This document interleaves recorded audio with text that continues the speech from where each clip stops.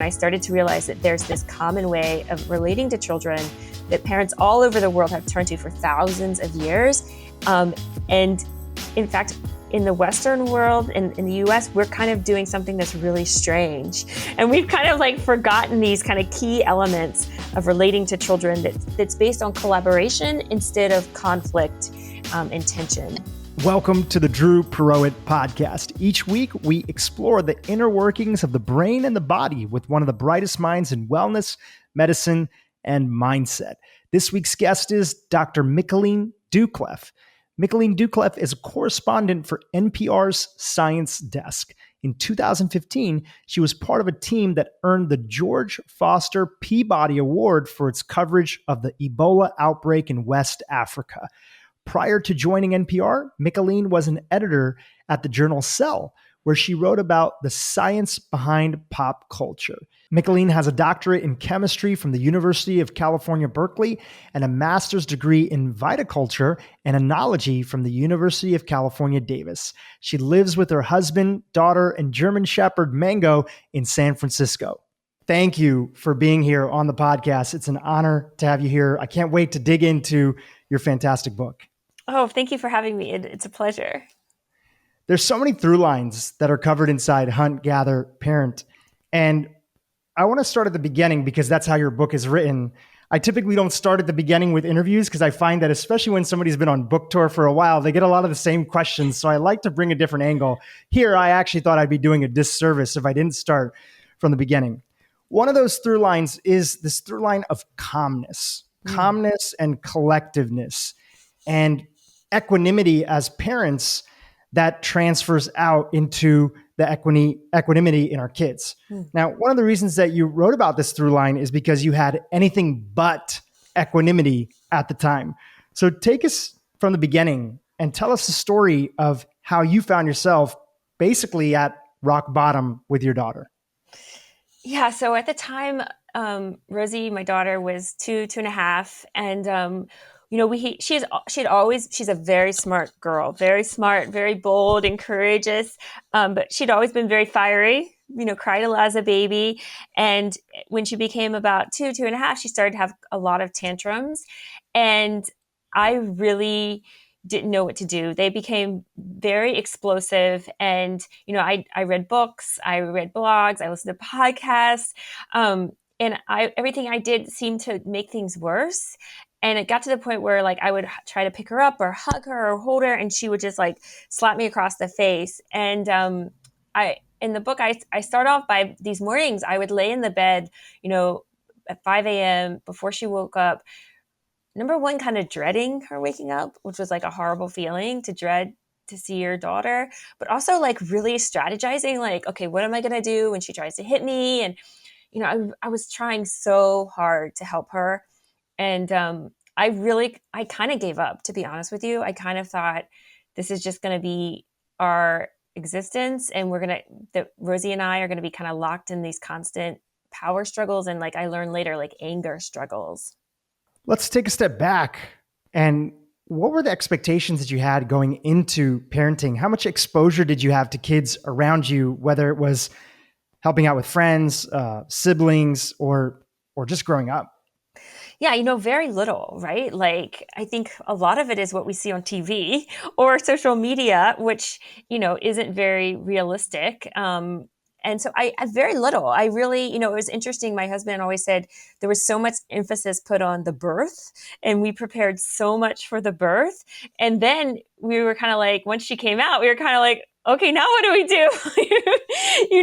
We seriously had very little knowledge. Retrospectively, I had very little knowledge about how to handle a baby, how to handle a toddler, how to handle a 5-year-old.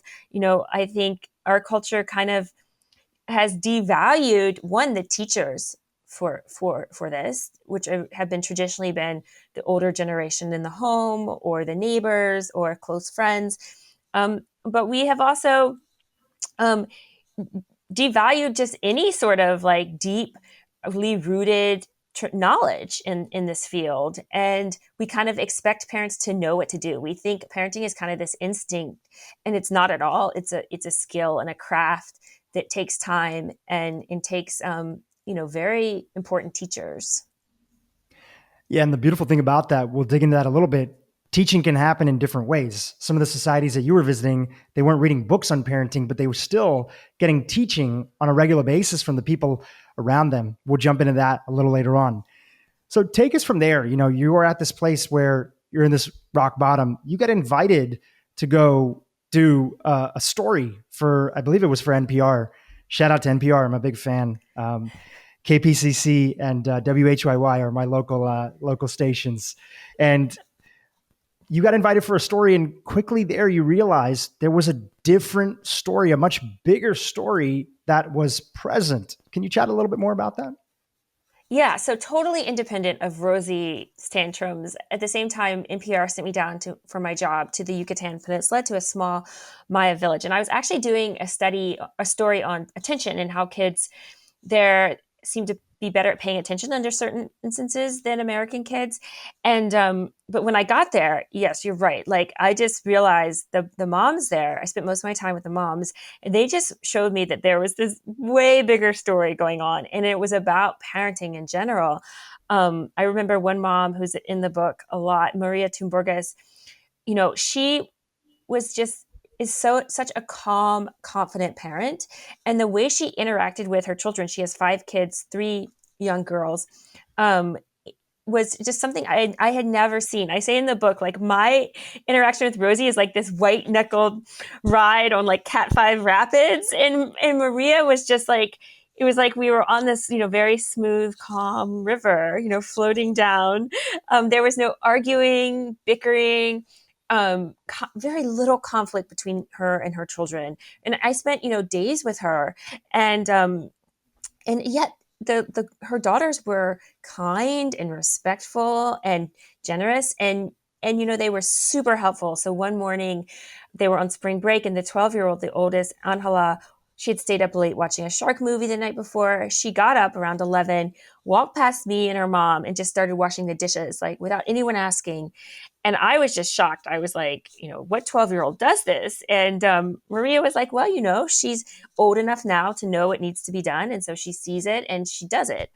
And I left there just being like, number one, like, here's these moms that had just such a collaborative relationship with their children, and raising such genuinely kind children. And here I was, like, I couldn't even get Rosy to like stop hitting me. And I just felt like, I want to learn about that. I want to learn about what Maria and other moms are doing. And I couldn't find it. I couldn't find it in parenting books. And I kind of let it go for a while. I was kind of like, well, I've got other things I got to do. But then NPR sent me up to for another trip up in the Arctic, to a town called Iqaluit, which is an Inuit town. And I was shocked. I saw a very similar style of parenting. The parents were calm and confident, and the kids were kind and generous. And I started to read more, and I started to realize that there's this common way of relating to children that parents all over the world have turned to for thousands of years. And in fact, in the Western world, in the US, we're kind of doing something that's really strange. And we've kind of like forgotten these kind of key elements of relating to children that's based on collaboration instead of conflict and tension. And so this is really what the book is about. It's like, I want to learn this way. And I want them to help me with Rosy and teach me how to interact with Rosy this way. And so we went back to the Maya village, we went up to the Arctic, and we also went to, with an incredible hunter-gatherer group in Tanzania called the Hadzabe. And the parents there just really taught me these invaluable skills. You mentioned that a lot of how we parent in the West, and listeners of my podcast know that I'm not a parent yet, but one of the reasons that I do these episodes is because I'm so fascinated, especially because I have some friends who seem like there's a natural, innate instinct, as you were sharing earlier, like, we should just know. And there's a calmness about them and the way that they handle their kids and how their kids respond to them. And then there's other parents where this is the majority, where it is, just to be honest and blunt, it's a little bit of a shit show on a regular basis, and everybody's trying to navigate and do their best. Yeah. And I'm always curious about how to go about it better. And that's why I want to talk to people like yourself. And that's why some of our top couple podcasts have been on parenting. But you mentioned that the way that we parent in the West is quite strange. And if we took some members of these communities that you went to go visit, these modern day hunter-gatherer societies, and we dropped them into our society and they were able to sort of observe and watch us from a distance, starting from the morning all the way down to like the evening and sleep routine, what would be some of the things that they would notice and start to scratch their head and say, these guys might be like aliens or something weird is going on over here? I mean, the Inuit, the moms and dads up in the Arctic kind of did this, right? They saw, we were very close, and they saw, one of the moms was our interpreter. She helped interpret, and she saw us all day long. And she started to tell me all the crazy things I was doing, and I think the number one thing is we interfere. We interfere with children. I mean, just leaps and bounds too much. And we try to control them. One of the psychologists told me really early on, who studies Maya communities in Guatemala, that our relationship with our children, and really our relationships with everyone, is based on control, right? Like, am I controlling you or you're controlling me? The kids are out of control. Like, everything is kind of from the perspective of control. And in the communities in the book, they actually aren't trying to control the child. The parents would even tell you you can't control people. When you try to control somebody, they fight back. That's where the tension and the conflict comes from. But they do guide children, and they try to collaborate with children. And I think a big part of this book is me learning to collaborate with Rosy. And so that I'm not just throwing up my hands and saying, you can do whatever you want, but I'm trying to interact with her in a way that meets her goals and what she is going after, and my goals and what I'm going after. And to be honest, this has led me to be a much better communicator and have much better relationships with adults, because it's the same applies, right? That if you interact with adults in a collaborative way, where you watch them or listen and really hear what they're saying, and then try to build off that idea, or, how can you contribute to that idea? You have a much better relationship with that person than if you come at them with, I know what's right for this person, and I'm gonna force them to do it. And I think that's how we often think of children. I, as the parent, know what's right, and I have all the knowledge, and I'm gonna make sure my daughter does that. And that's how I was treating Rosy. And with her tantrums, that's how I was treating her. I was trying to get rid of them as quick as possible. And what I learned from these other parents is that you have to let kids be, and you are there as a guide, and you are there to support them. So the mom, Elizabeth Tugumiak, just kept telling me, leave her alone. Stop interfering. She's fine if she's not grumpy. I think that they would also see that we box them in physically. We so underestimate their abilities physically. A lot of kids, by the time they're 5, 6, know how to use knives. They know how to cook. They start to know how to take care of a toddler or a baby. And we hold our kids back by because we think we know what's right for them, instead of watching them and saying, oh, wow, she's really good at this. Maybe I can help her improve in that area. Does that make sense at all? It absolutely makes sense. And I think that one area of duality that you often see with a lot of parents is, from a young age, there's this intervening, especially in the modern day parent, the helicopter parent, where we are, if I would put on my sort of evolutionary, anthropology hat on for a second, yeah. Kids typically were a much bigger part of our upbringing. We would be raised, there wouldn't be just one kid in the household, let alone the village. So we wouldn't necessarily give all of our attention to one child, one kid. And because of the way that nuclear families have evolved over a period of time, often most households, at least the first kid is really the only kid that's there. And a lot of people aren't necessarily always having kids at the same time. And even if they are, you see them at play dates or on the weekends and at birthday parties, which have their own challenges. We'll get to that in a little bit. So we put attention in that area. And then I see this other pattern, which is a lot of parents complain about the fact that their child constantly bugs them, especially as they get older, 3, 4, 5. Mommy, should I do this? Mommy, should I do that? Daddy, should I do this? Daddy, should I do that? And they're like, why do you keep bugging me? And sitting there as an observer, I'm like, I kind of saw you doing the same thing to them last week. Bingo, you nailed it. Like exactly that we sit there and tell them what to do constantly. And like I say in the book, I thought I was like a laissez-faire parent. I thought I was super hands-off compared to the San Francisco moms around me and dads. But compared to the families that we were with in the book, I was a bossy pants. I was bossing Rosy around so much more than I needed to. And you're right. We're just teaching them to come back to us, to depend on us for feedback, entertainment, praise, stimulation. You know, a little 18-month-old can sit and play with something for an hour without any interruption. And in many communities in the world, that 18-month is allowed to do that. And over time, that skill builds, right? They will learn to entertain themselves and take care of themselves for hours every day. But we go into that 18-month-old and we start telling them what to do. Oh, look at this book. Oh, look at this animal. And we do it because we love them and we think it's best thing for them. But you're exactly right. We're training them to depend on us for their entertainment, for their stimulation, for feedback. And so we kind of have to de-pattern them a little bit and tell them like, you can do it. And the best, you can do it without me. You can take care of yourself, even if there isn't another sibling around. So Rosy is an only child, and during the pandemic, she and even now on the weekend, she can play by herself in the living room for like 3 or 4 hours, like while I work, because I've taught her that over time. Because I've let go and stopped telling her what to do, she has built that skill in herself. So one of the things I found really, really helpful was to actually count how many times I'm telling Rosy something to do, or giving her feedback, or giving her praise, or criticizing her. And there's been studies of this, of modern hunter-gatherer communities. And I actually did it while we were with the Hadzabe in Africa, in Tanzania. I counted how many times the parents would talk to the child.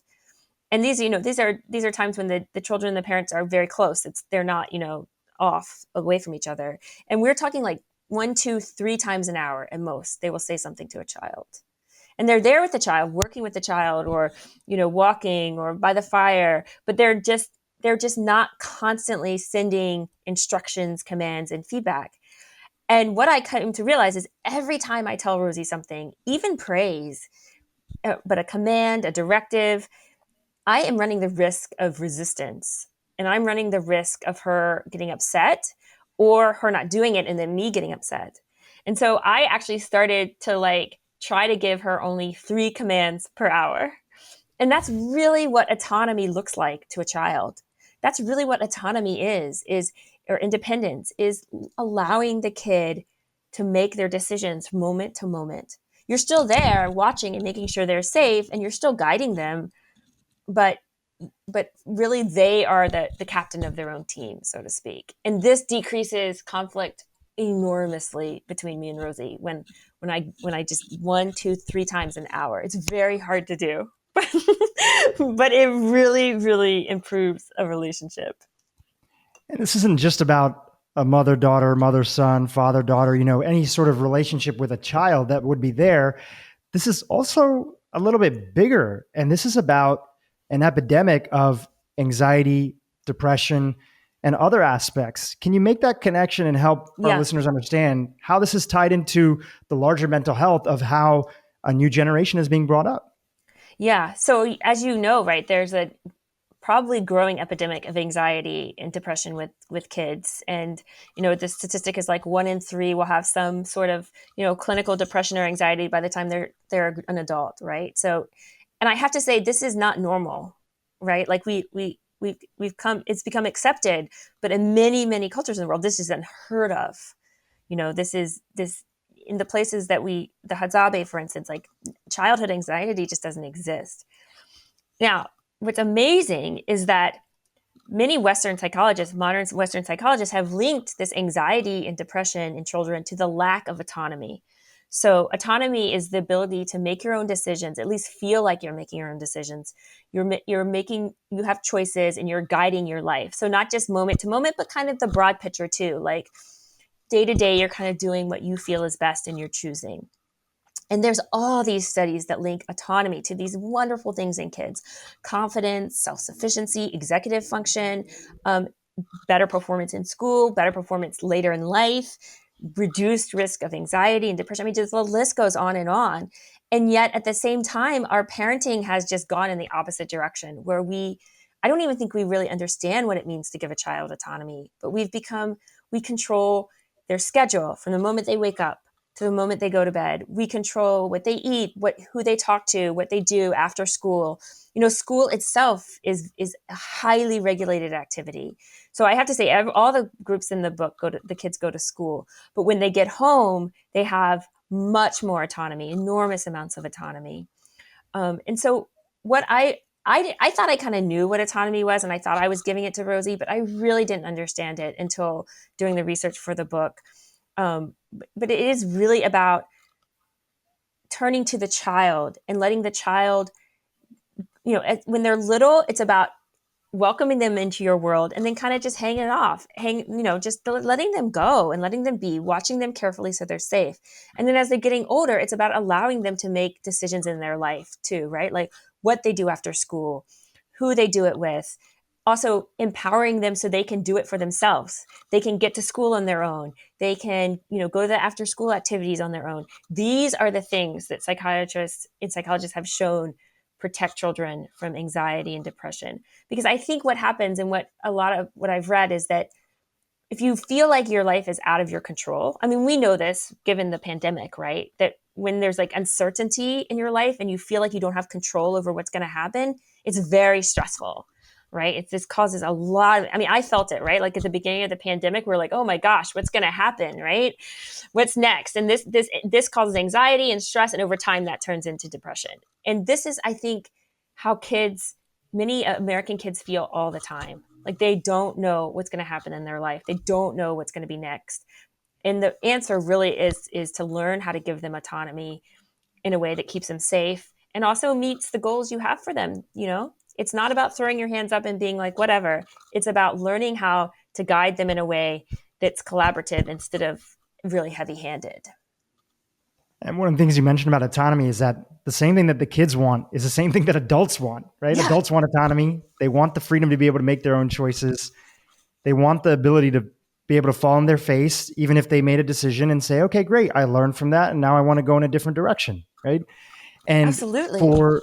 For a lot of the kids, there's this feeling of, again, as you mentioned, parents feel like they know better, and out of protection, out of a deep care, and a little bit of safism, this idea that we can protect them, a little bit of that kind of comes from having the television on too much and seeing the worst case scenarios in the news. There's a friend of mine, Reverend Michael Beckwith, who's out here in Los Angeles, and he says, the news, we have to understand that most news, and NPR does a good job about this, but most news is the lowest common denominator of the human experience. Like it's all the worst things that can happen. So we get a safism approach. We think that we need to protect from every single thing that's out there.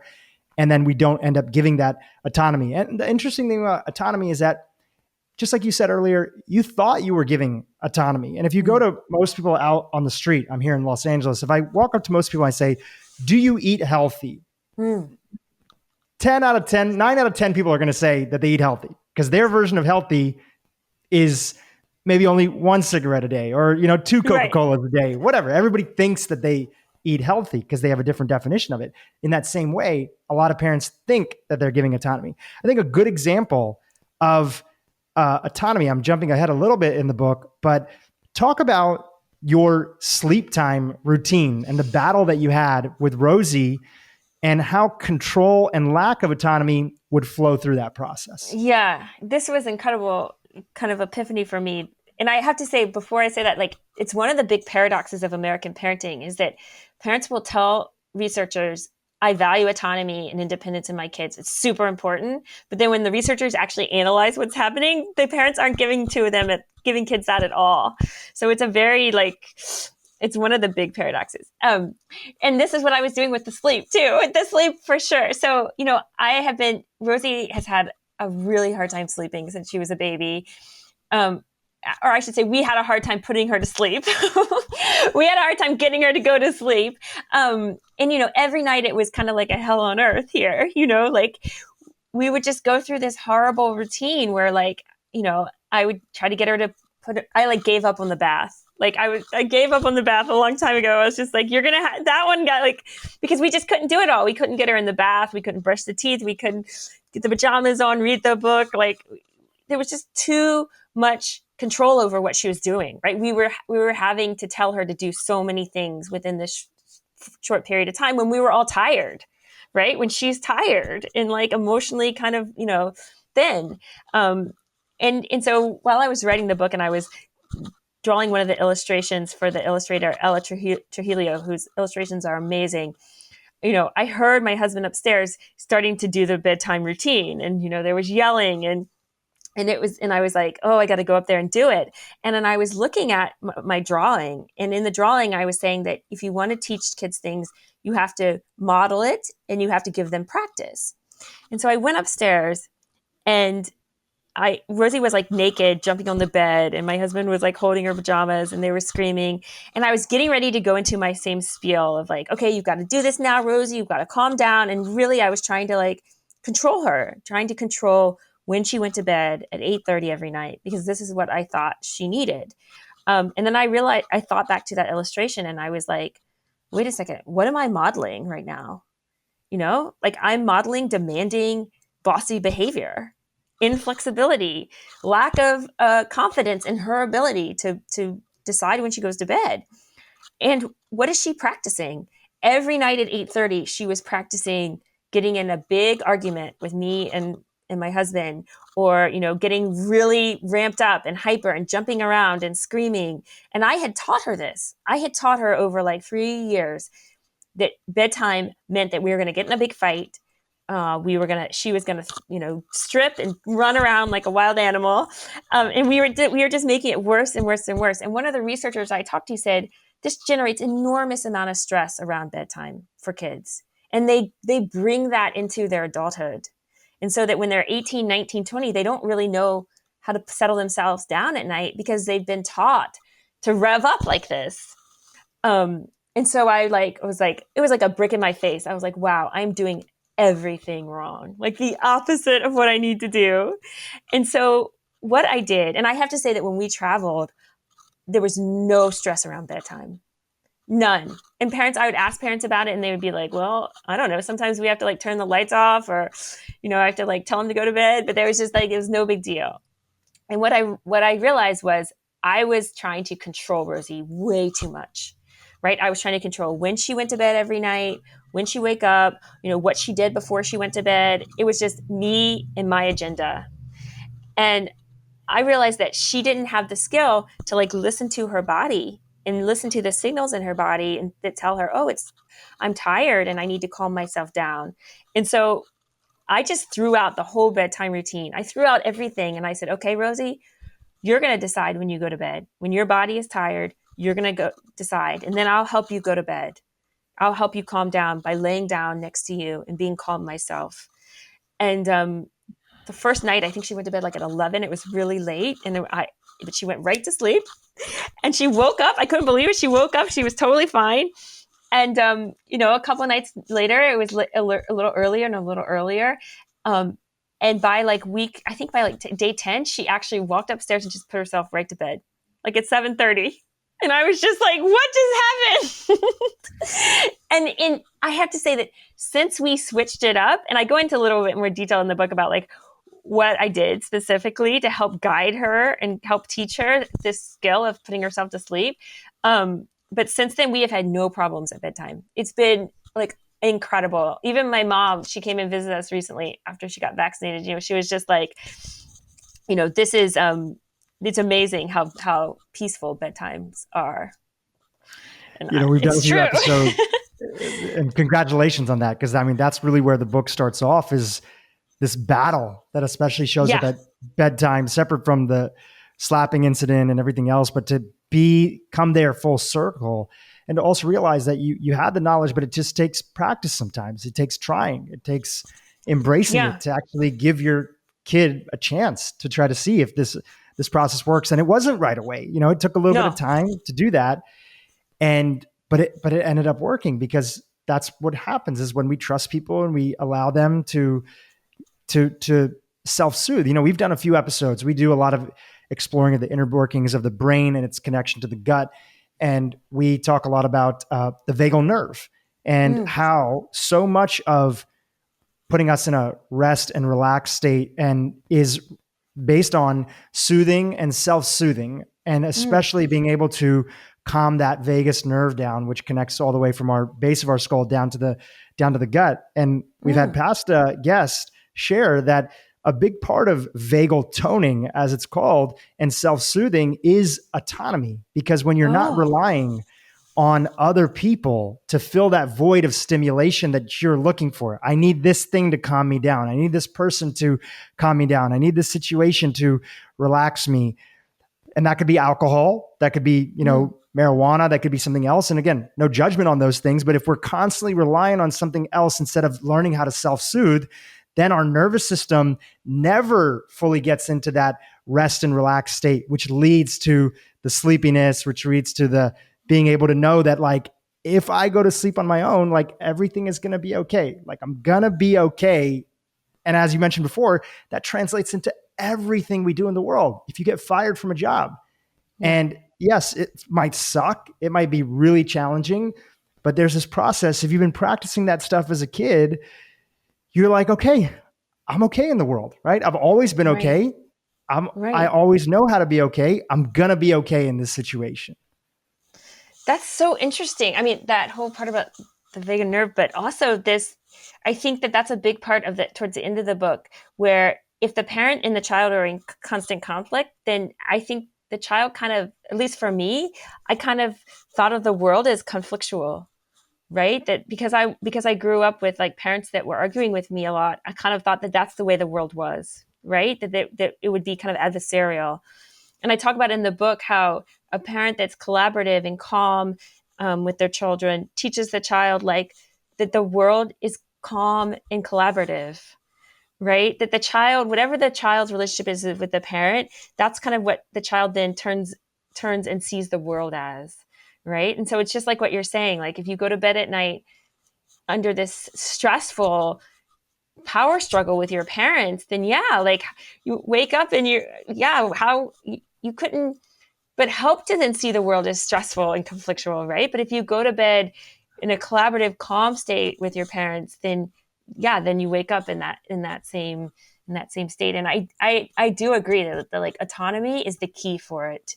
I mean, think about what autonomy conveys to a child. It conveys that the parent is confident in them, that the parent trusts them to grow and, like you say, make mistakes but get back up, and it models all of that, right? And it's such a gift. One of the quotes I have in the book is that there's just no bigger gift to give a child than the right to make their own decisions. And I really think it's a gift, the best gift.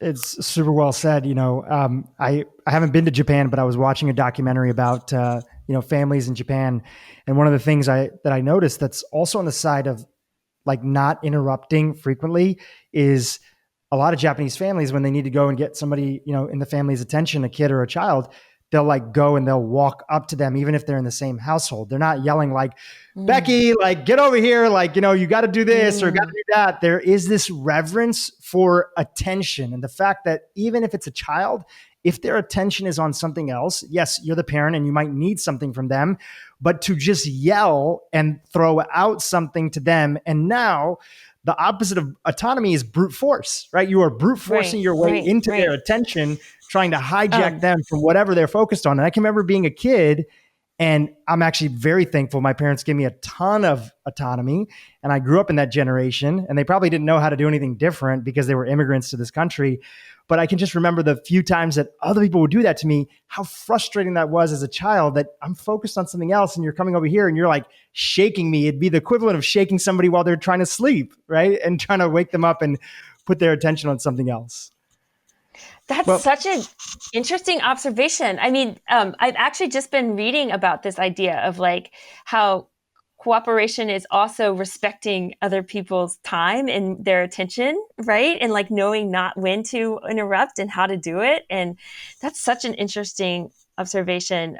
In in the Maya village, actually everywhere, I never saw a parent yell at a child like that. Like, Becky, come over here. And like, I actually, even when we went down there the first time, the radio producer I was with wanted to get some sound. And she was like, can you yell over and get Helpmate, the little girl Helpmate, to come over? And the mom did not want to do it. I remember she was very reluctant.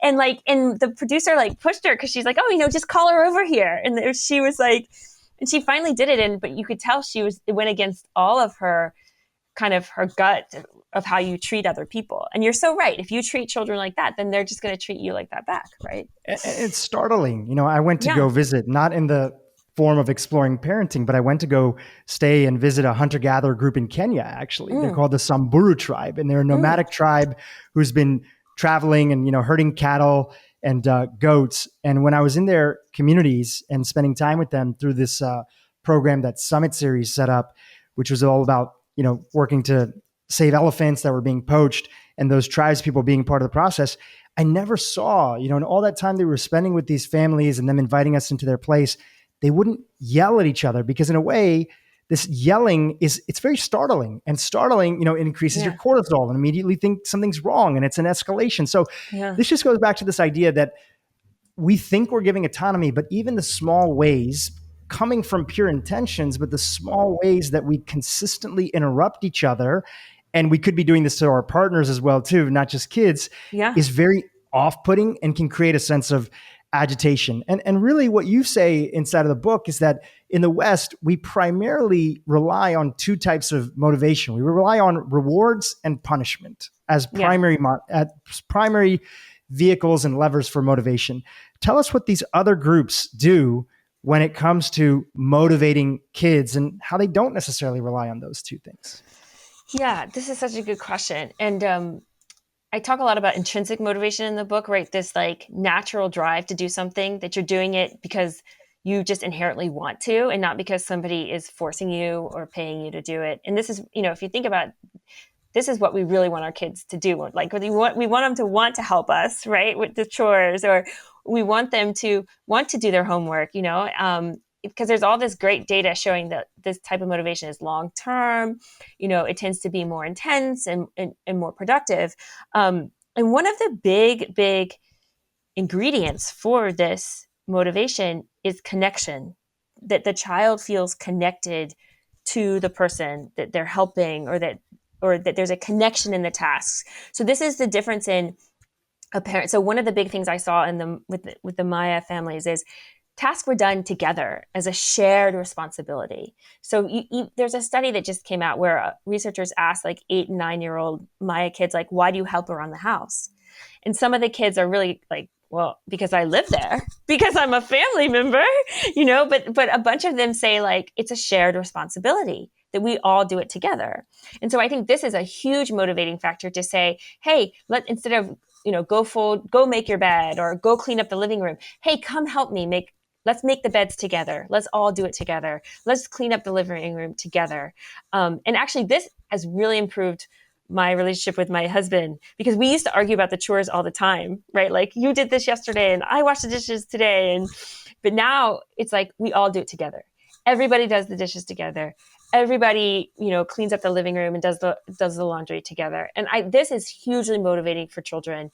If they want to work with you, they are hardwired to work together and cooperate with people. The other huge thing that is that the parents are more likely to accept the child's help and their contribution. So it's such an interesting study where a little boy comes over while the mom's doing the laundry, and he starts throwing the laundry around the room. And the researchers asked the Maya moms, well, what did you do? And the Maya moms, I'll tell you the white middle class American parents first. So they asked the white middle class American parents, what do you do? And they say what I would have said, like, oh, he's making a mess. I tell him to go play. He just wants to play. I got to get this laundry done. So I shoo him away. The Maya moms say, I'm a little bit upset because he's making a mess, but I'm excited because he wants to help me. And he's showing interest in doing the laundry. And so I start to guide him and tell him, like, the clothes belong in the bin, or we fold the clothes like this. And so my mom is seeing the interest to help. She's interpreting the child's behavior and motivation pro-socially, right? As like, oh, he wants to help. And then she accepts his help. And this, psychologists have shown, is hugely motivating for children, is that you accept their contributions. Even though it looks like maybe they're not really helping or they don't know how to do it, you at least acknowledge, oh, they want to help, and you accept what they do. So for instance, if Rosy's helping me in the kitchen, cutting vegetables, maybe they don't look very good, maybe they aren't very good. But instead of throwing them out or telling her that's not the right, maybe I'll fix them a little bit and then I use them. So it sounds very subtle, but it's huge. Once I started accepting Rosy's contribution and seeing her behavior as wanting to help me, our relationship improved so much, because then I accepted her help and then I guided her, and so that she could become more helpful instead of assuming she just wants to play or wants to make a mess. Does that make sense? That totally makes sense. And I wanted to make sure I gave you enough time to complete that before jumping in. And I think that's present not just between parents and a child, but I also see that for a lot of my friends who do have kids and are married. One of the things that's a pattern that I noticed just observing, right? Here in Los Angeles with my friends group, I have a men's group that meets every Thursday and goes on a walk and kind of talks about what's going on in life, both the positive, the negative. It's a way to bond, connect. And that's inside nice. that one, yeah, no, it's really beautiful. And I'm very lucky for it. We've been doing it for about 5 years now, which has been really beautiful. Both with that group for the gentlemen that have kids and also for other groups, we will hear stories of sometimes, a dad who maybe doesn't have a lot of experience with, handling kids or maybe changing diapers or whatever. And all human beings, and it could also be moms in some situations, but it tends to be dads because moms are usually the one that are looking after kids as the primary. If even adults get discouraged. So if somebody comes in and says, you're doing it wrong, let me just take over and do it, right? Or you're not going to know how to do it. Right. Let me do it now. Now we've discouraged that person. Right. And they don't feel like participating. They're demotivated. Anybody, even if you don't have kids, can understand that if you're in a job, you're trying your best to figure something out. It's a complex problem. Somebody comes over to you and they're like, oh, geez, this is taking too much time. Let me just do it. And you're like, okay, what the hell why am I even here in the first place? Right. Right. And kids would naturally feel that too. There's this part where you hinted at it earlier, but a lot of parents are actually just genuinely under this idea of safism. And I use safism because it's become a little bit of a religion where we think we are doing things that are to protect them. And one of those things are, I don't want my kid around the stove. I don't want them touching a hot pan. I don't want them touching a knife. What did you see in these other cultures around the world when it came to those topics? Yeah, I think it's really interesting. I think we think of it very like the extremes, right? It's either like they're only safe if they're not near it, right? Right? You shoo them away from the stove, or you keep them away from the knives, and then they're safe, or they use the knife and then they're injured. Like there's not anything between. And what I saw in all three places that we went to was in between. So there's this idea that like you slowly expose the child to these things if they show an interest. Right? If you want them to learn to cook at the stove, if you want them to learn to use a knife, these are skills we need that eventually children need to cook for themselves when they go to college. So you slowly introduce them to these things starting from a very young age. So the first thing one of my moms told me was the first thing she teaches her kids is sharp and hot. So we were talking about babies. Right? So she burns herself, or she accidentally touches the stove, and she says, "Oh, hot!" And she shows the little baby, like, this hurt me. Right? So she very early on, she doesn't need to, childproof her kitchen, because she's empowering the child very early on to know it's hot. And then to know things are sharp. So, she'll show the knife and she'll kind of, touch it a little bit and go, ow, ooh, sharp. Or if she accidentally cuts herself, or another kid cuts herself, she'll show the little baby toddler, look what this did. This is why we have to be careful. And so then over time, first it's safety, and then it's learning to use them. So, if a child shows a lot of interest, there's a really interesting study where the family, it's an indigenous group in Mexico, the family sells pork. So they raise pigs and they slaughter the animals and then cook the pork. And she said the 2-year-old little boy was just super excited about cooking the pork. And she's like, well, what do I do? He can't fry pork. He's 2. So she said she would set him next to it and she would let him hold the plate so that he could hold the plate while she put the pork onto the plate. And then over time, she showed him, and then he could start putting the pork in the pan. And she just said she slowly added on more things. And I think she said something like, I was watching him like a hawk to be sure he was okay. But I was also giving him the skills over time to use this powerful piece of equipment, right? And then she says something like, and by the time he was 9, he could like slaughter the whole pig and fry it up or something, and it was just, to me, it was really incredible because here's a 2-year-old that clearly can't fry pork, can't use the stove, but instead of shooing him off and telling him it's too dangerous and making him afraid of the stove, she kept him there and taught him very gently over time how to do it. And that's what I've been trying to do with Rosy with lots of things, right? Like cooking, knives, going to the store. She really wants to go to the market that's like 3 blocks away. So we've just been like slowly, step by step, teaching her the skills she needs to do it in a way that's safe instead of just denying her those opportunities. No, it was beautiful. And there were so many beautiful examples of that inside of the book. I can hear some parents listening right now and having not gotten a chance to go into the book and feeling a sense of like, this is all beautiful. And it sounds like really, really magical. And it's amazing what we can learn from these groups, these hunter-gatherer societies around the world about how they parent. And also like, how do you find the time to give her the time? Yeah. I know as I was reading with two hats on, one hat is my own hat, sort of, okay, great. How do I want to prepare for kids in the future? Me and my fiance. And then also somebody else reading to it or listening to this podcast and feeling like with a little skeptical eye thinking like, where are you finding the time to give the time to Rosy or somebody else's child? Yeah. And I can say I have very little time. I have way too stressful of a job.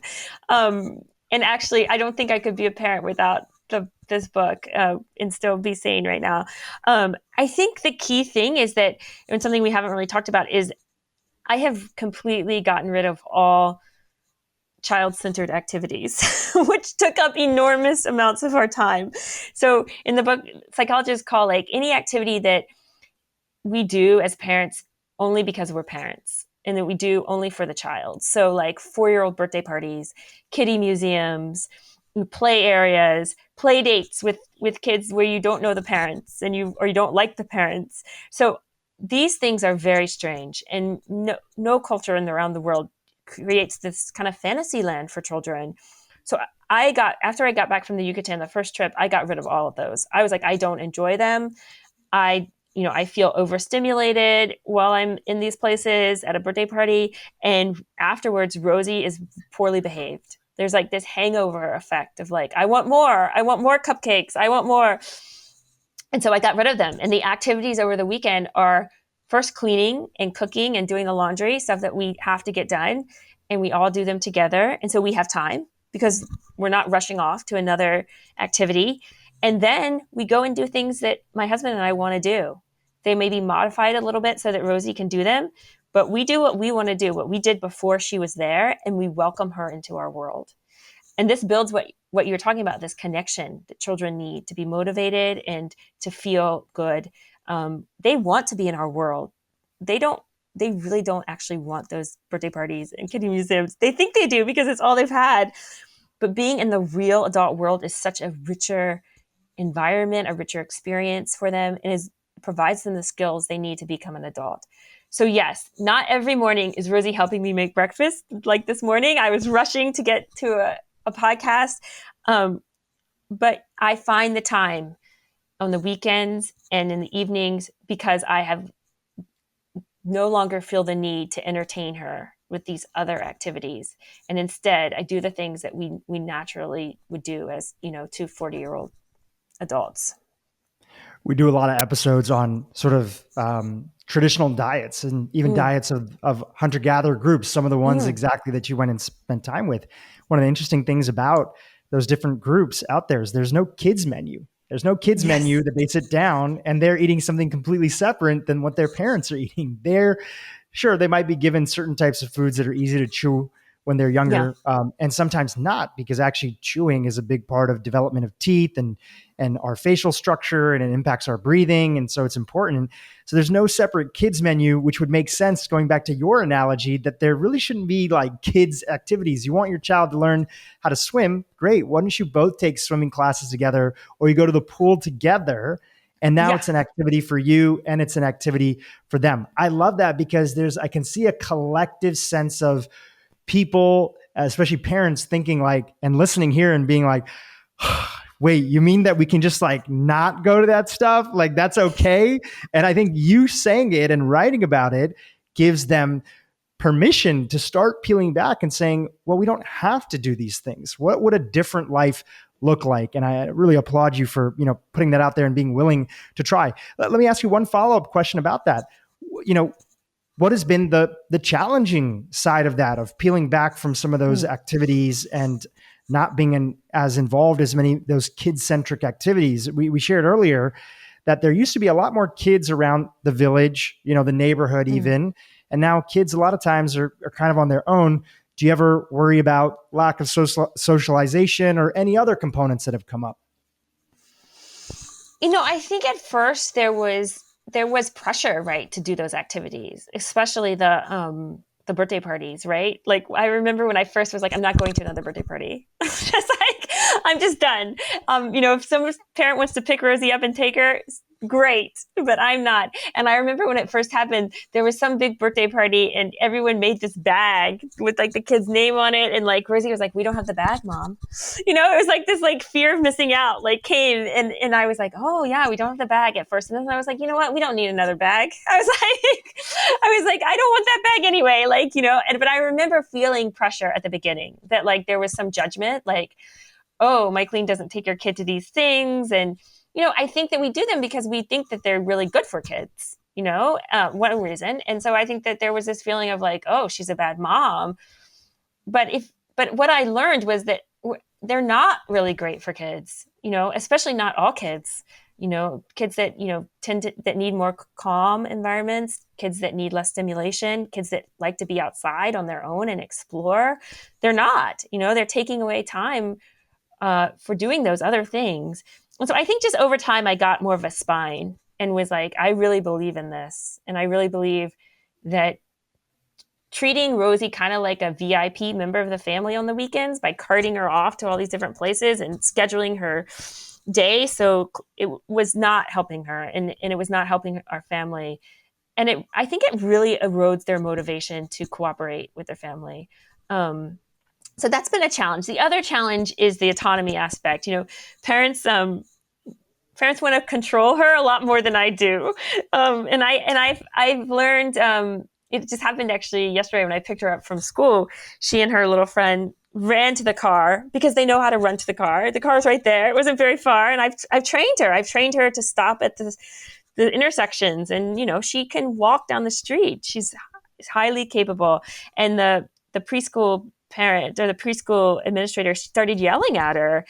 And I don't know if I should have said anything. I probably should have just ignored it. But I said, she's okay. She knows how to do it. And I just kind of have learned to just be confident in her. And like I say, have a little bit more of a spine, but do it in a gentle way. Because I don't want to start an argument, right? But that's been tough because you're right. The safism is very strong. And it comes from a good place. It absolutely comes from a good place, but I do think it's holding back our kids on top of making them anxious. And so, yeah, it's soft and gentle, just like the book. I think people change slowly, and we have to recognize that, and we can't force them to change. And forcing just causes conflict. So, I just have been calm and confident in what I think is right for Rosie and our family, and I just kind of tell people that gently. I have a few more questions about that, but we'll come back to that in a second. Let's walk through one more aspect before we get into the team acronym and the team Yeah. approach to parenting that you talk in the book. Um, Praise. You rarely saw Mayan mothers praising their, like, constantly sort of complimenting their kids throughout the day. And so talk a little bit about praise, because I think if your child is in, some of these more different schools of approaches of raising kids, Waldorf or Montessori or other stuff, there are some themes that are there in terms of, if you're constantly good boying or good girling your kid, you are creating a dependence where they're looking for you for affirmation for everything. But we often would think of giving compliments as a positive thing, but you saw something different, a sort of a sophistication in how compliments were given. Yeah. This was actually one of the hardest things for me to really change on. I really thought that praise couldn't be bad, right? But what I saw was that, first of all around the world, not just in these three cultures, like I've traveled a lot for my job and NPR, and I've never seen parents praise children the way it sometimes happens here, which is kind of a constant stream of it, but also inappropriate amounts, right? Like for what the child actually did. And there's this incredible book written by Grace Cho and Peggy Miller that follows this idea with 5 households in the Midwest. And what she argues in that book is that, like you say, that there could be like this dependency, but also that praise can be actually really demotivating for children. That if they don't think the praise is appropriate, if they feel like it's overdone or they haven't earned it, that it can demotivate them. She also shows that it can cause competition between siblings and can cause conflict. And I actually see that at our job, that when there's a lot of praise going on, people get in fights like, well, why didn't I get it? And so instead of praising, there's all these things that parents will do. They will give kind of a nod or a wink. They will point out the maturity. This is a huge one and so powerful with my daughter, so powerful with children, is that when a kid does something that's, like they share. Okay, so you give a kid a cookie and the kid voluntarily shares with their sibling, which is very common in many parts of the world. The parent will say something like, "Oh, what a big girl. That was like a big girl." And so it's connecting the appropriate behavior or the desired behavior to maturity. That's a huge one. But then I will also say they will not ignore the criticism. And this is something else that has become they will not ignore the mistakes. This is something that's become really common in our culture, is to erase mistakes and never criticize a child. And in her book, Peggy and Grace show this, that the parents just ignore the mistakes. And actually, mistakes are a great time to teach a child. So if the child doesn't share the cookie, the parent would say, "Oh, because you're a baby." Or they would be like, because you're just so generous, so kind of sarcastic. So there's like a teasing element to it. And it's done in a way that's not supposed to like generate conflict and strife, but it's just supposed to point out to the child that that's an immature way to behave. So there's a whole suite of tools that you can use besides praise. And I also mentioned accepting the contribution, which is huge. Right. So in the book, I talk about Rosy making kebabs with me at dinner, and how at first I really wanted to control what she did. And I wanted to make sure she made them exactly how I made them. And I was grabbing from her and she just ran off screaming and crying. And I realized, like, I'm not cooperating with her and I'm not accepting her contributions. And so we tried it again, and she made some funny chicken pepper looking kebab, and I took it and I put it on the platter, and her face just lit up like, a huge smile on her face. And she was like, "Oh, Mama's using my contribution. Mama's using my, what I made for the dinner." And that acceptance of her, of what she did and what she made, I think is 100 times more powerful than me saying, "Oh, good job. What a beautiful kebab," because it's real, It's real. Really valued it, We what she feel did. like we're part of it, as we all do for everything. It's that acknowledgement. It's that connection. It's that sense of, as you mentioned throughout the book, like, kids want to model us, and they Yeah. constantly do model us. So they want to be included. That's wired into our DNA as human beings. We want to fit in, we want to be liked, we want to be included. And the real question is, can we get it in a way that is benevolent? And benevolent means, appropriate for the situation. That means if, criticism is needed, then great criticism. If, an appropriate acknowledgement is needed, an appropriate acknowledgement. We want benevolent leaders, parents, mothers, fathers, grandparents. And I think that, thinking again to the history of, humanity, I once heard from a friend of mine. He said, really this new experiment we have where parents are completely on their own is exactly that. It's new. It's a test. Yeah. It's a new thing that we're trying in society. It used to be that the grandparents were there, and really the parents' job was to make sure that food was on the table and that you didn't die. And that it's the grandparents' job to really raise the parents into how to be better, parents themselves for the kids. And I'm sure you saw a lot of that in these societies. There wasn't an elderly home where the old folks were. They were sort of weaved throughout society, and very much part of the parenting process too. Huge part of the parenting process. Huge.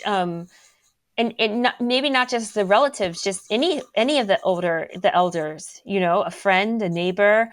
When we first got up to the Arctic, the moms there and the grandmas, they just were stunned that I was with her by myself. Like for the first 48 hours before we moved in with this family, they were just like, you've been with her by yourself and you have no help. This is crazy, lady. Like, you're crazy.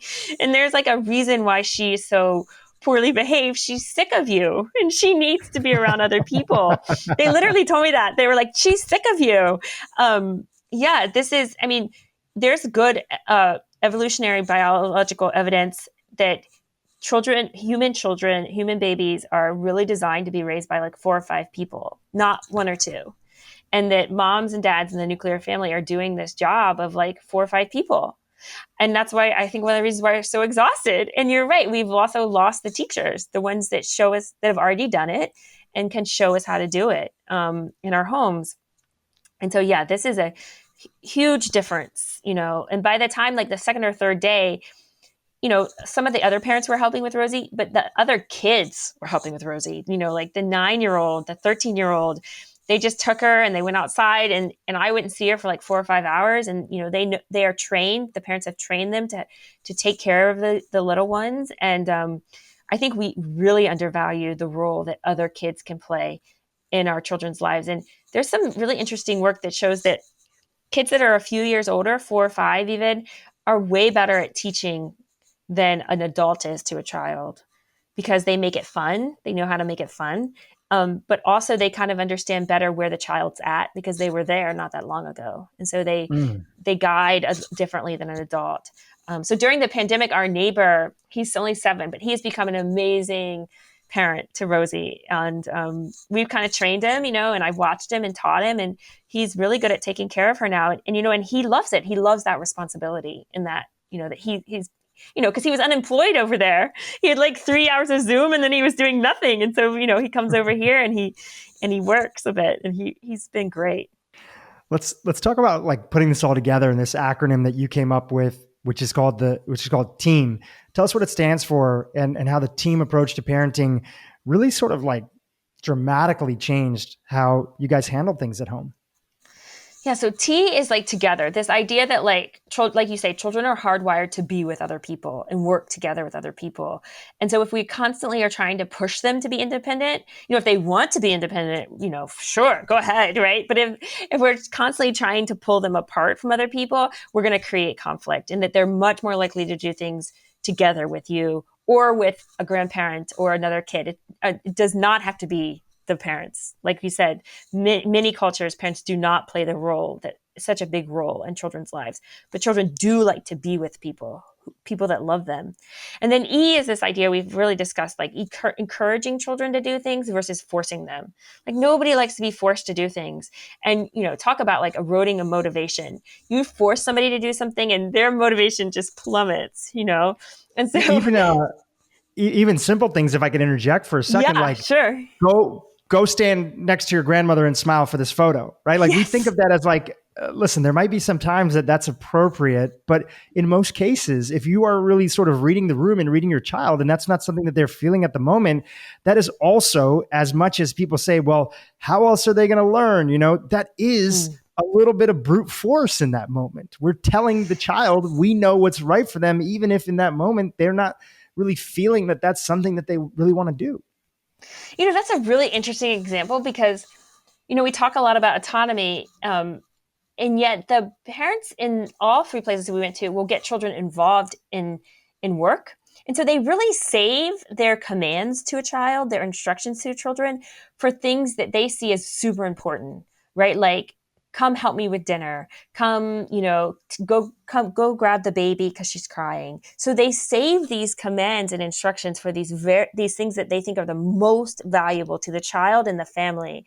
And so I think that's what I've changed a lot, is like really thinking like, do I really want to use up my command and control of Rosy? Because I have very little of it on something like that, right? Go stand over there and smile. Go do this, right? And I think that there's a very deliberate thought process in the parent's mind. Is like, is this really where I want to like wield my control over the child? That's a beautiful point. And it makes me think, just interjecting as you kind of walk us through the TEAM acronym, makes me think as adults, we only have, and there's a ton of research on this, we only have the ability to make certain decisions in a day, right? There's decision fatigue is a very well-known component. So the more decisions you're constantly having to make, the more you're not able to have that sort of, and it's not willpower, but it's basically a form of that, to be able to make the right decision for work, for your life, whatever it might be. So in that same way, there's no judgment if somebody wants to say that that's the important thing for their family. Like, hey, look,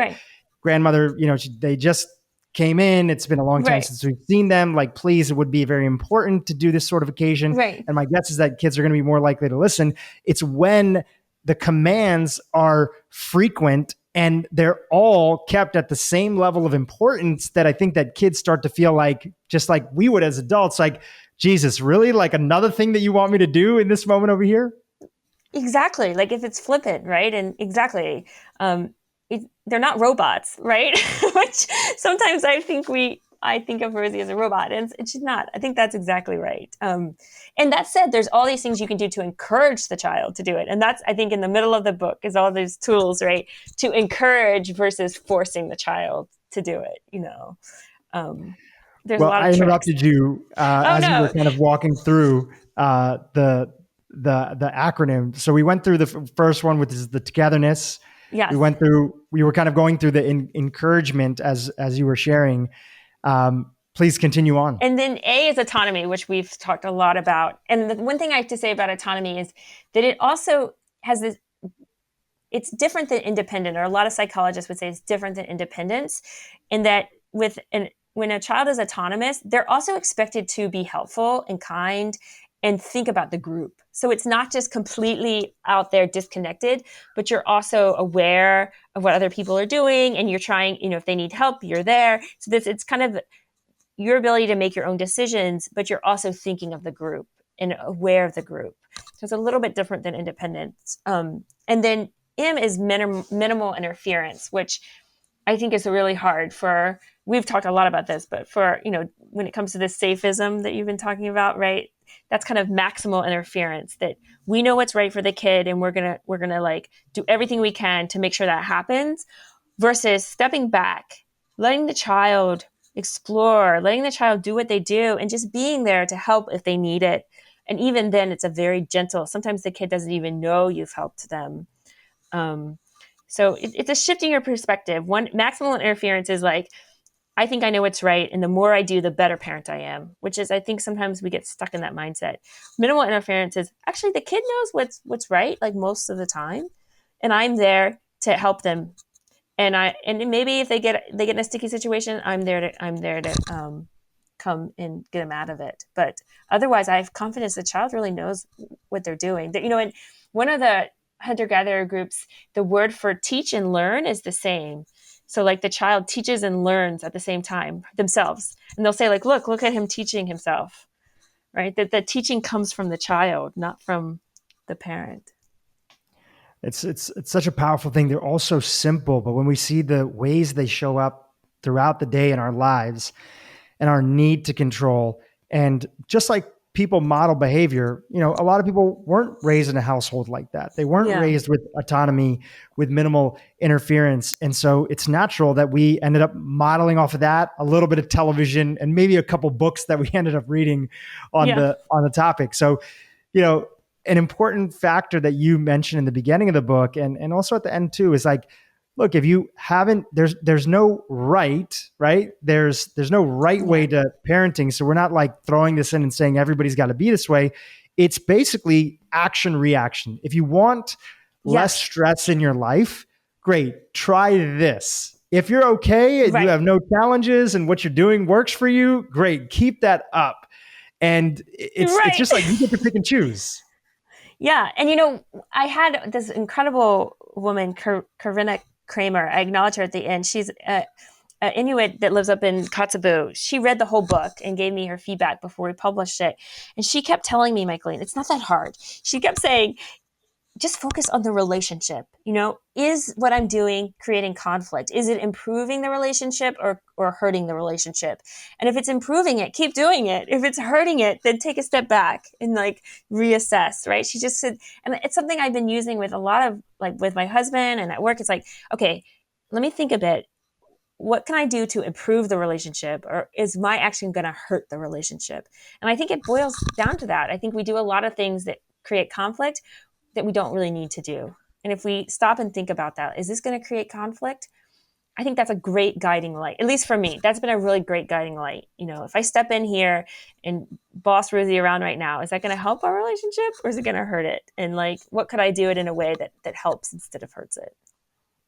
With the concept of hunter-gatherer groups, sometimes people have these images in their head of like people with minimal clothing living in the jungle. It's like very, based on like documentaries and stuff that they've probably seen on the BBC. But you share that a lot of these groups, they were, their kids were watching TV. One of the girls' favorite shows was CSI. Like, they had cell phones. So they actually were dealing with some of the trappings of technology that we benefit from. But in the case of like, let's say, extreme video gaming and screen time, which is something that we deal with in the West. Did you feel like you got any insights in that kind of category and how this style of parenting and this team approach could work within some of those complexities that we are going through? Yeah, it's a really good question. I think that what I saw is that access was parents regulated the screens more at the point of access than at the point of like hours or whatever. I think that I rarely saw a parent take something away from a child. But for instance, like with the Maya, the children don't get phones until they can buy the phone. So like the parents had TVs and some parents had phones or tablets, but like a child was not given a phone until the child could earn the money by working, usually when they're 15, 16, at a job, and could pay for the phone and pay for the service. And so again, it's very child driven, right? The child decides when they get that phone and how much they want it. And what that ended up being is then the parent isn't having to regulate the phone usage, which is draining. And causing horrible conflicts, right? So I think that there's definitely these communities have all the technology we have, but I think that there was also a valuing of things beyond it, much more too. So for instance, up in the Arctic, a lot of kids played video games, a lot, but they also spent enormous amounts of time outside, or their parents would take them fishing, or we went narwhal hunting. I mean, like there was, I think that we kind of get so narrowed in on like the whole day is on the screen. And I saw a lot more balance of like valuing the time outside, valuing the time off the screen way more, not just the kids, but the parents too, right? That like a big chunk of the day was outside, for both. And so I remember the grandma, Maria in the Arctic, she went on like this 10-day hunting trip. She's incredible. She's 75. She was like caribou hunting for like 10 days. And she came back and she was like, I got so much TV to catch up on. She had like recorded all the episodes, but then she had just spent 10 days out on the land without any technology. Right. And it's such an interesting, like, mixture, right? That it's not one way or the other, but it's valuing kind of both, I think, in some ways. Yeah, there's an entrepreneur. His name is David Handmeyer Henson. He's the creator of this programming language, Ruby on Rails. And anyways, he's got a couple kids, and he goes on Twitter sometimes, and he's like, "Look, I'm less worried about video games and screen time, and in fact, I let my child choose. But the biggest thing is I make sure that I have other options that are there for them, because kids want to do fun stuff. They want to go jump in a lake. They want to throw rocks around. They want to do crazy things. They want to climb trees. And so my job as a parent is that I provide options so that there's not only one option, stay at home and be on, it's like if we had to stay at home, what are most of us going to do? We're going to be flipping through our phone and just kind of doing that. Unless there's another option, which is doing something collective as a group together, outside, participatory, and together. And I always really just appreciated that approach to things. Yeah, that's so great. That's what I saw, especially in the Arctic. That's what I saw. There was just this mixture. It was like, it doesn't have to be one way or the other, but, going outside is really important. Learning to fish is really important. Learning to hunt is really important. And so it's like, we shouldn't throw the baby out with the bathwater. It's like, keep all those good things that are happening outside the video games as well, right? And a lot easier to do if you're pulling away from the child-centric activities, right? That's a big component. If you're trying to do that and these things as well, I can see how parents are spinning their heads thinking, how the hell are we going to get all this stuff done? And you can't, right? People ask me, well, what do you do on a Saturday? I mean, many Saturdays I would go to a park or the beach. We live by the water, and I will read for 3 or 4 hours, and Rosy just plays. Sometimes there's kids there, sometimes there's not, but it's fantastic. I love it. It's so regenerative, and she's exhausted afterwards, right? She comes home and she's relaxed, and she doesn't really care about the screen that much. A couple more questions here as we start to wind down the interview. There's parents that are listening, and the tendency is, for reasons that are much bigger than my understanding, is that I hear from a lot of the moms that listen to the podcast when, especially we have a big episode like this, which is a game changer in terms of how you think about parenting. Naturally, what can come up is these feelings of, shoot, I've messed up. I've been not good. I didn't have the right approach. I failed my child. For any parent and that's feeling that way, what would you like to share with them as they're feeling really excited about this, but then also feeling a little bit guilty or beating themselves up about how they've approached it previously? Yeah. I mean, first of all, it's like, of course you've done it the other way. That's what everyone has been teaching us. And that's the only thing we see. So it's not, nobody should feel bad about it at all. But the second thing too is number one, the methods that in this book work on every age. Some of the things are a little easier when the children are babies, and some of the things are actually harder, or toddlers. But I say, I actually have used them on adults, many adults. So, children have an enormous desire to help and contribute and work together with their parents. And you just have to, if you haven't been doing it and the kids are a little bit older, 11, 12, teenagers, you just have to start weaning them into it slowly. Some of the things in the book, you just have to have a little bit more patience. One of the, bringing kids into the adult world with an older child, they might not know how to behave. And so just teach them slowly, and just realize that children can change very easily, and they can make huge changes at any age. But it can take a little bit of time and a little bit of patience. But definitely, again, look to the relationship. Try some of the stuff in the book. And if it makes your relationship with your children, no matter their age, no matter how they've been raised, better, then keep doing them, right? I guarantee you, if you try 2 things in the book, both of them will reduce conflict in your home. If you give it a couple weeks.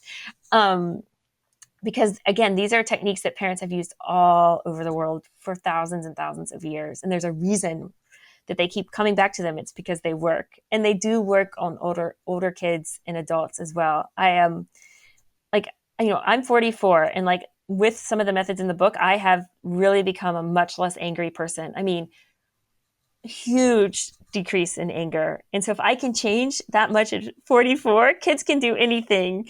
One of the psychiatrists told me really early on when I was researching was that this idea that there's like a window of opportunity with kids, and if you don't do X before they're 4 or 5, then the window of opportunity closes.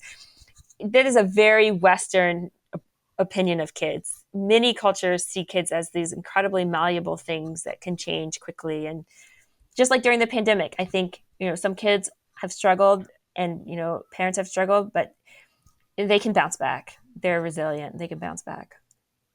Kids and adults are so much stronger than we often give them credit for. And yes. We need to be reminded of that. And also the science of neuroplasticity teaches us, right? We used to think that you had a certain amount of brain cells, and after 25, it was all downhill. And then we know that's not true. We can grow new brain cells. We can teach an old dog new tricks. So for whoever's listening, if you think it's too late, it's not too late. This is the perfect time. You're here for a reason. You're listening to this interview for a reason. And this book was written for a reason. Doctor, thank you so much for being on the podcast, sharing your wisdom with us. The book is out there. It's fantastic. People can pick it up. We have a link to the book on Amazon and other websites in the show notes.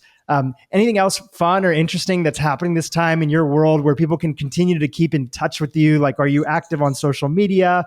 Any other cool projects or stories where they can dive deeper into this topic with you? Yeah, I'm on Twitter. I'm at like Foodie Science on Twitter. You can also email me. I love getting email, mdoucleff@npr.org. I'm hoping to do a series on NPR about the rich, diverse parenting we have in the U.S., right? These stories are leaving the U.S., but we have, even your experience is, so different than mine. And I want to hear from parents that, where the elements that are in the book, they were raised with, or they have other ideas for decreasing conflict in the home. So I want to kind of look at what is American parenting and just how rich and wonderful it actually is. We just look at this tiny, tiny view of it with, books and experts, but there's so much more out there. So I'm hoping to do a series on NPR about this in the next couple months. So if you want to email me ideas, I would love it. That's fantastic. Well, we'll link over to your website, Hunt, Gather, Parent. It's out there. Please pick it up. I've been recommending it to everybody who's been following me on Instagram. I don't know if you're on Instagram, but I tagged you today inside of my stories and sharing why I really think this is a book for not just people who have kids, but people who are preparing for kids. Because I saw a funny meme the other day, and it was basically saying, if dogs are the new kids, then basically what are kids? And somebody wrote back on this meme and they said, kids are the new exotic animals, because you got to be a little crazy and you got to be a little rich to afford one. And I just started laughing incredibly because a lot of people feel that that's true. They think you got to have a ton of money so you can have help, or you got to be a little effing crazy if you're going to go down that pathway. And while I can understand that, we also don't want to leave it there. There are tools, time-tested tools and practices for us to be able to create a different vision when it comes to raising kids. And your work is very much a part of that. So thank you for what you do. Oh, thank you so much for having me. It was really a pleasure and an honor. Hey, YouTube, if you liked this episode with Dr. Michaeleen Doucleff, you definitely want to check out this interview on connected parenting with Jennifer Kulari. If you raised your child and never got angry and never yelled, you'll mess them up anyway. Because they'll go to work, someone's going to yell at them, and they're going to be like, whoa, what is this? I don't know how to deal with this, right? You want them to have all kinds of experiences.